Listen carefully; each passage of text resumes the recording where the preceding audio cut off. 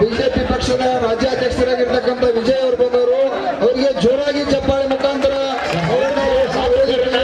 ಗೌರವಿಸುವಂಥದ್ದು.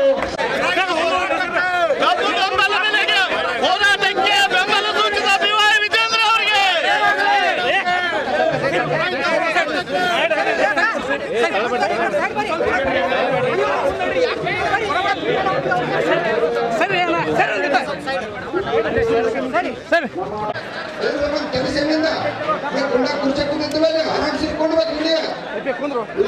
ಹೇಳಕ ಪ್ರಶ್ನೆ ಮಾಡಿ ನಾವು ಸಾಹಿತ್ಯ ಇಲ್ಲ ಒಟ್ಟ ಒಮ್ಮೆ ಹೇಳ್ರ ಹಂಗಾಗಿ ಕಬ್ಬಿಣ ಅದಕ್ಕೆ ಶಾಂತಿ ಇರ್ರಿ.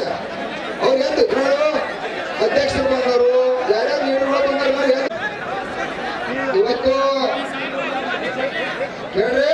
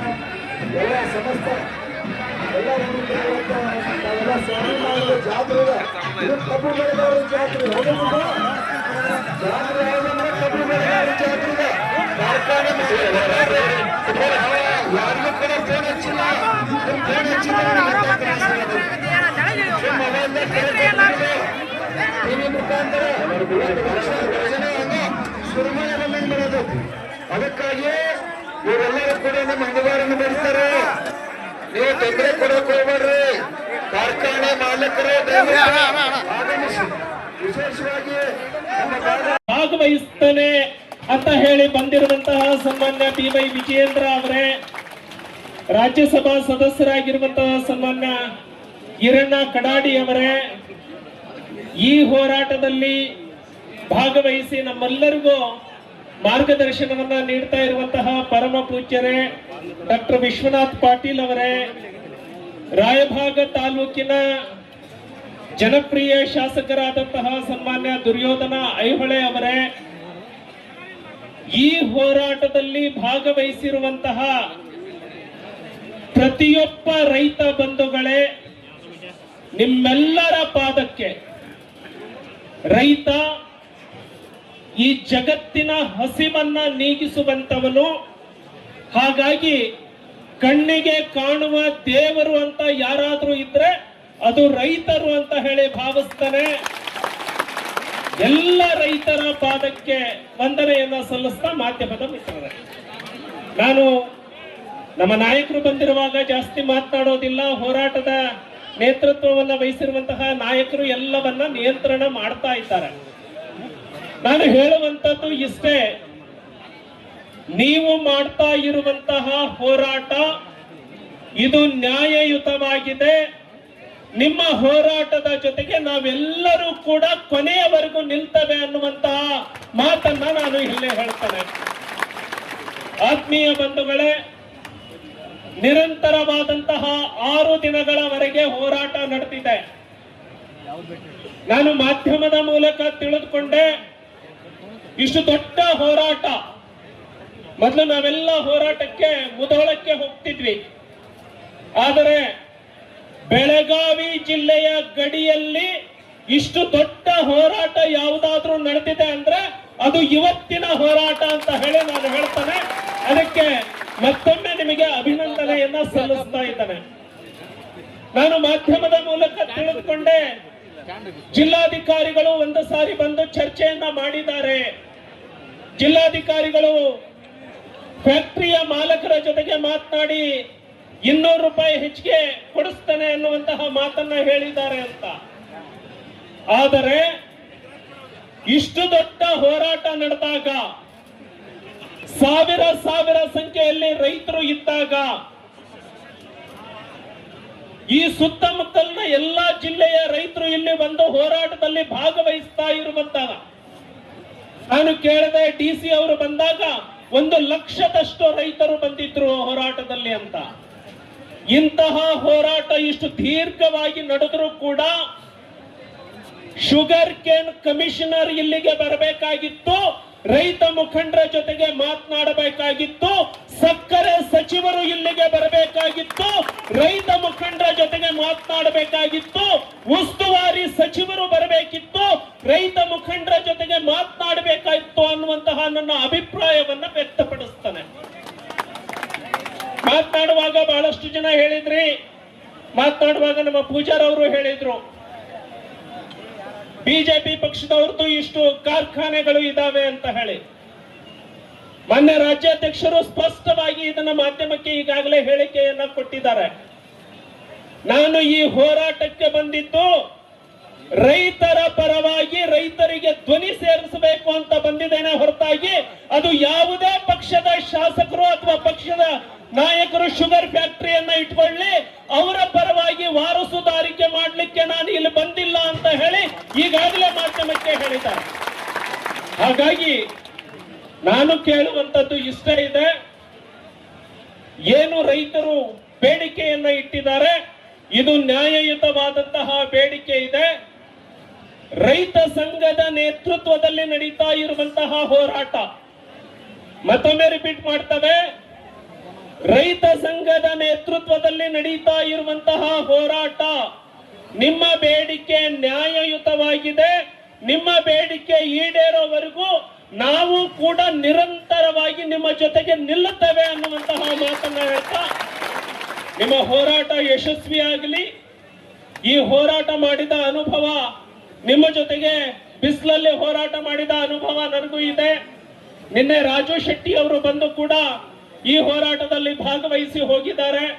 ಹಾಗಾಗಿ ಇದು ತಾರ್ಕಿಕ ಅಂತ್ಯಕ್ಕೆ ಹೋಗುವವರೆಗೆ, ರೈತರಿಗೆ ನ್ಯಾಯ ಸಿಗುವವರೆಗೆ ನಾವು ಕೂಡ ನಿರಂತರವಾಗಿ ನಿಮ್ಮ ಜೊತೆಗೆ ಹೋರಾಟದಲ್ಲಿ ಇರ್ತೇವೆ, ಇದಕ್ಕೆ ಬೆಂಬಲವನ್ನ ಕೊಡ್ತೇವೆ ಅನ್ನುವಂತಹ ಮಾತನ್ನ ಹೇಳ್ತಾ ನನಗೆ ಮಾತನಾಡಲಿಕ್ಕೆ ಅವಕಾಶ ಮಾಡಿಕೊಟ್ಟಿದ್ದಕ್ಕೆ ತಮ್ಮೆಲ್ಲ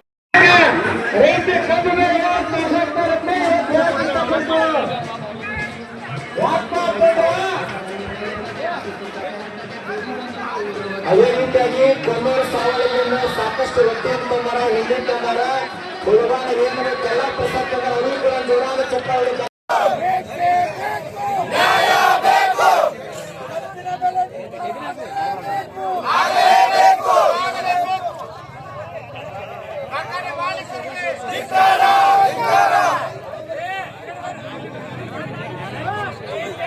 ಮುಖಾಂತರ ಕೂಡ ಸಾಕಷ್ಟು ವಿಷಯಗಳನ್ನ ತಮ್ಮೊಂದಿಗೆ ಹಂಚಿಕೊಂಡಿದ್ದೀನಿ.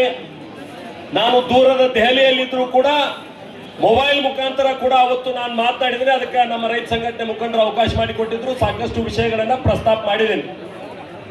ಈಗ ನಾನು ಜಾಸ್ತಿ ಮಾತನಾಡೋದಿಲ್ಲ. ನಾವು ಬರುವಾಗ ಸಾಕಷ್ಟು ಸಂಗತಿಗಳನ್ನ ನಮ್ಮ ರಾಜ್ಯದ ಅಧ್ಯಕ್ಷರ ಜೊತೆ ಮಾತನಾಡ್ತಾ ಬಂದಿದ್ದೀವಿ.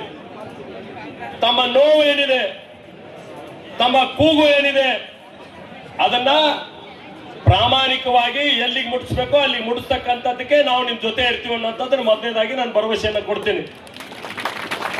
ಅದ್ರ ಜೊತೆಗೆ ನಾನು ಒಬ್ಬ ರಾಜ್ಯಸಭಾ ಸದಸ್ಯ ಆಗಿ ಇಲ್ಲಿ ಬಂದಿಲ್ಲ. ನಮ್ಮೆಲ್ಲ ಸ್ನೇಹಿತರು, ನಮ್ಮೆಲ್ಲ ರೈತ ಬಂಧುಗಳು ಹೋರಾಟ ಮಾಡ್ತಕ್ಕಂಥ ಸಂದರ್ಭದಲ್ಲಿ ನಾನು ರಾಜ್ಯಸಭಾ ಸದಸ್ಯ ಆಗೋಕ್ಕಿಂತ ಮೊದಲು ಕೂಡ ನಿಮ್ಮೆಲ್ಲರ ಜೊತೆ ಹೋರಾಟದ ನಾನು ಕುಂತಾವದೇನೆ. ನಮ್ ಸುವಾಸನ ಅವ್ರಿಗೆ ಗೊತ್ತದ, ನಾವು ಹೋರಾಟ ಇಲ್ದಾಗೂ ಕೂಡ ಬಹಳಷ್ಟು ಸಲ ಏನು ಆಗ್ಬೇಕಂತ ಹೇಳಿ ನಾವು ಚರ್ಚೆ ಮಾಡ್ತಾ ಇರ್ತೀವಿ. ಕೇವಲ ಹೋರಾಟದಾಗ ಅಷ್ಟ ನಾವು ಸೇರಿಲ್ಲ. ಉಳಿದಂತ ಸಂದರ್ಭದಲ್ಲಿ ಕೂಡ ಎಲ್ಲಿ ತಪ್ಪದ, ಇದನ್ನ ಹೆಂಗ್ ಸರಿ ಮಾಡ್ಕೊಂಡು ಹೋಗೋದು, ಇದಕ್ಕೆ ಯಾವ ರೀತಿ ಚಳವಳಿಯನ್ನ ರೂಪಿಸೋದು ಅಂತ ಹೇಳಿ ನಾವು ಬಂದಿದ್ದೀವಿ. ನಮ್ ಸ್ನೇಹಿತ ಚುನಾಪ್ ಯಾಕೋ ಜಾತ್ರೆನಾಗತ್ತಾನ. ಇದೊಂದು ಚಳವಳಿ ಅದ. ಇದು ಜಾತ್ರೆ ಅಲ್ಲಿ ದಯವಿಟ್ಟು ಅದನ್ನ ವಾಪಸ್ ತಗೊಳ್ರಿ. ಇದೊಂದು ಚಳವಳಿ ಅದ. ಈ ಚಳವಳಿ ಯಶಸ್ವಿ ಆಗ್ಲಿಕ್ಕೆ ನೀವು ಹಗಲು ರಾತ್ರಿ ಇಲ್ಲಿ ಕುಂತಿದ್ದೀರಿ. ನಿಮ್ ಕಷ್ಟ ನೋವು ನಮಗೆ ಅರ್ಥ ಆಗ್ತದ. ಅನೇಕ ವಿಷಯಗಳನ್ನ ಸುಭಾಸನ್ ಅವರು ಇಲ್ಲಿ ಕೊಟ್ಟಿದ್ದಾರೆ. ನಮಗೆ ಎಲ್ಲೆಲ್ಲಿ ಅನ್ಯಾಯ ಆಗತ್ತೆ ಅಂತ ಹೇಳಿ, ನ್ಯಾಯಯುತ ಮತ್ತು ಲಾಭದಾಯಕ ಬೆಲೆ ನಿಗದಿ ಮಾಡುವಲ್ಲಿ ನಮ್ಗೆ ಅನ್ಯಾಯ ಆಗೈತೆ ಅನ್ನುವಂತ ಮಾತನ್ನು ಕೊಟ್ಟಿದಾರ. ಅದು ನಮ್ಮ ಜವಾಬ್ದಾರಿ ಇದೆ, ಅದನ್ನ ಮಾತಾಡ್ತೀವಿ.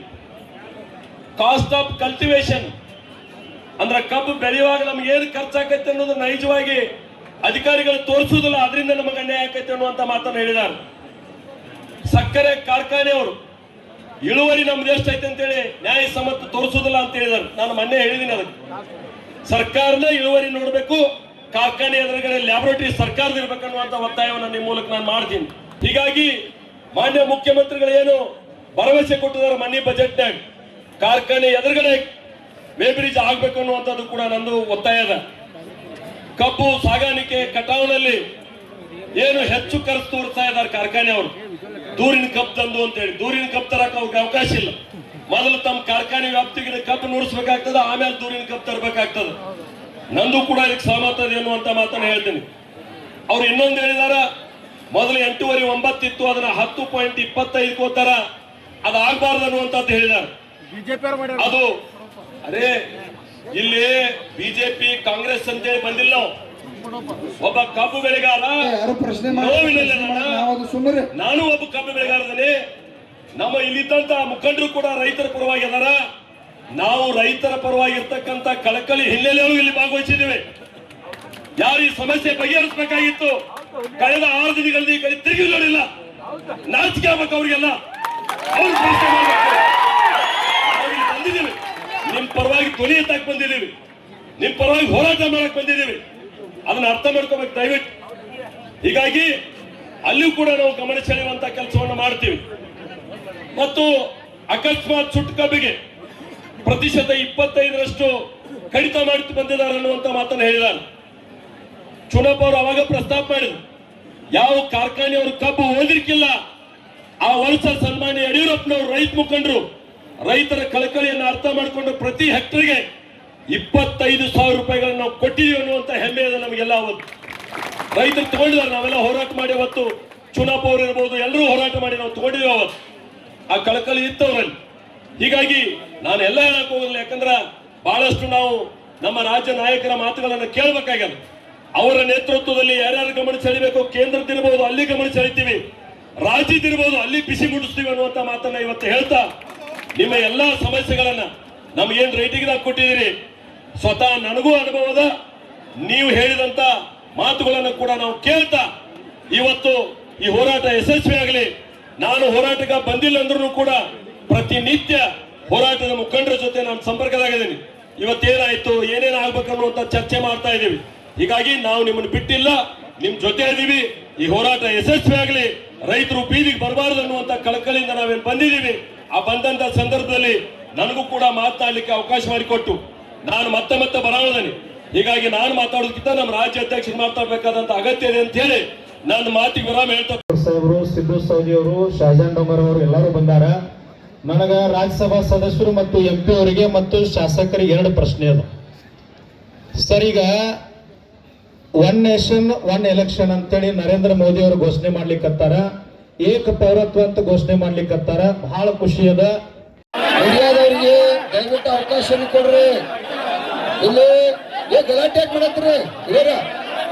ದೂರ ನಿಲ್ರಿ. ಏನು ಮಿನಿಮಮ್ ಏನ್ ನಮ್ಮ ಮುಖಂಡರು ಬಂದರು, ಅಧ್ಯಕ್ಷರು ಬಂದರು, ಕೆಲವು ಜನಕ್ಕೆ ಯಾಕಂದ್ರೆ ಇದನ್ನು ಪ್ರೋಟೋಕಾಲ್ ಸಿಸ್ಟಮ್ ನಿಮಗ ಚಲೋ, ಮತ್ತೆ ಎಲ್ಲರೂ ಬಂದ ಎದಿವೆ ಸರಿ ನಿಮಗ ಏನ್ ಸರ್ರಿ ಇದೇ ಹುಡುಗಾಟಿಕೆ ಮಾಡಿದ್ರಿ? ಏನ್ ಸರ್ರಿ ಅಲ್ರಿ ಏನು ಸರ್ರಿ? ಎಲ್ಲಾರು ದಯವಿಟ್ಟು ಅಲ್ಲೇ ತೆಳಕ್ ಕೊಡ್ರಿ, ನಮ್ಮ ರೈತರು ತೆಳಕ್ ಕೊಡ್ರು. ತೆಳಕ್ ಕುಂದ್ಬಿಡ್ರಿ, ಅಲ್ಲೇ ತೆಳಕ್ ಕೊಡ್ರಿ.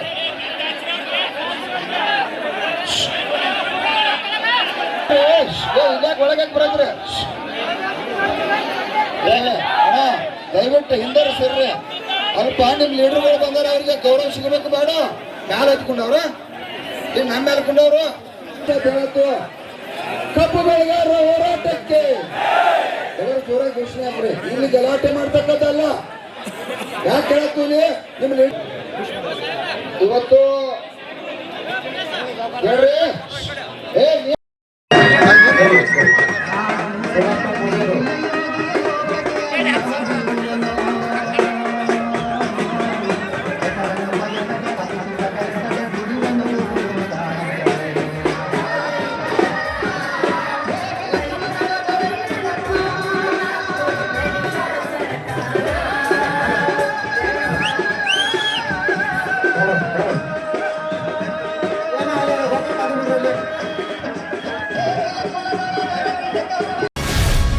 ಗ್ಯಾರಂಟಿ ನ್ಯೂಸ್, ಸುದ್ದಿ ಖಚಿತ, ನ್ಯಾಯ ನಿಶ್ಚಿತ.